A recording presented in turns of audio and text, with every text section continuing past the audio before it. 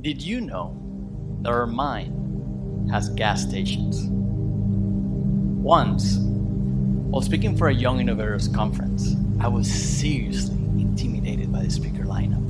It was Hollywood actors, NBA stars, music producers, and me. With a packed auditorium, I poured everything into my speech about how the best investment you can make is to invest in yourself. After I spoke, people were telling me how much I inspired them, and they were asking for my advice.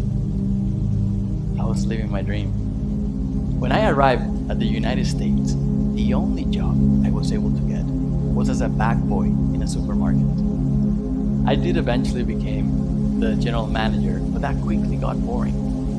So I became a marketing assistant. And that one got boring too, so I jumped into photography. As that pattern repeated itself over the course of 3 years, I decided that the problem was the city I was living in. So I moved to a new city, carrying with me the heavy weight of all of my self-inflicted failures. Tired navigating a new country, speaking a non-native language, missing my family, my friends. I was hopeful that this new city was going to help me work towards my dreams, but I couldn't find any jobs. So I decided to become an Uber driver. Once I got the approval, I headed to my car to start driving. I ended up looking for my car for 2 hours until finally reality hit me. My car had been stolen, along with every single last hope I had of achieving my dream. How was I supposed to make money now? What was the purpose of trying if I kept running into failure after failure? Although I did study what depression was in college, I never completely understood the burden to that.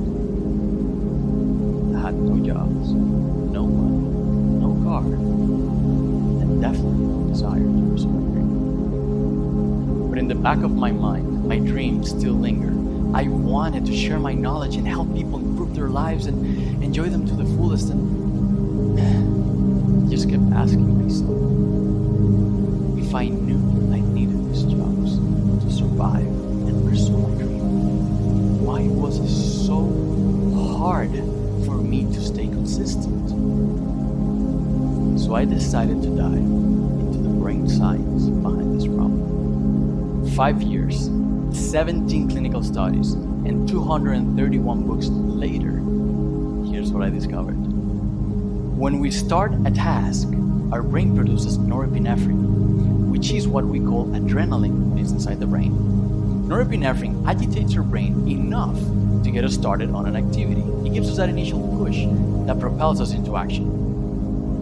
But here's the problem. While we're doing the activity, norepinephrine keeps rising. And if it gets too high, it will agitate us so much that we will feel anxiety and discomfort, making us stop or quit the activity. So even though norepinephrine is what we need to start, it's also what tells us to stop. So here's where dopamine comes in. Dopamine is another neurotransmitter that serves as a buffer for norepinephrine. Dopamine takes norepinephrine and pushes it back down enough so we can keep doing the activity. But the activity has to be something that we enjoy, something novel or new, or something that gives us a reward or a milestone while doing it. Picture a world championship soccer game. Both teams are exhausted.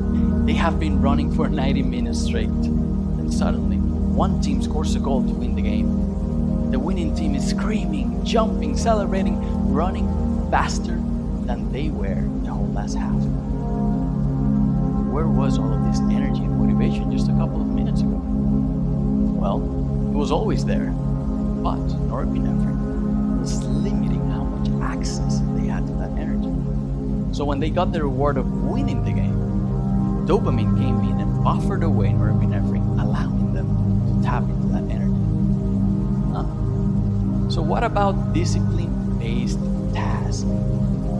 They're boring, repetitive, and basically offer no dopamine on their own. So if we need these tasks and activities in order to achieve our goals, how can we stay disciplined and do them for as long as we must?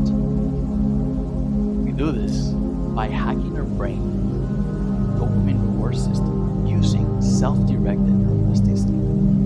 Neuroplasticity is the capacity that our brain has to mold to our environment, maximizing the chances of our survival. Self-directed neuroplasticity is when we decide how to mold our brain, and instead of surviving, we can thrive. In this case, we're changing when our brain uses dopamine, making it easier for us to stay disciplined. After trying different strategies over the past 5 years, I learned the 3 most simple and effective ways to do this.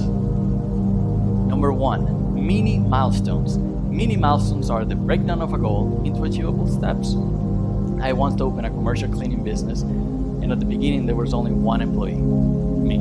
I had to do all the cleaning for all the accounts. And to think that I once got bored of being a photographer, well, cleaning toilets wasn't exactly the highlight of my life. To get through the grueling work, I will break down months into weeks, weeks into days, and days into mini tasks. I will do the bathroom first, and I will do the vacuuming, then I will do the mopping. By accomplishing things little by little, the amount of work becomes so tolerable. But why does this work? When we set small milestones for ourselves, we get a dopamine hit every time we complete one, which helps us keep on going. Number 2, visual cues. Visual cues are visual markers for reaching milestones.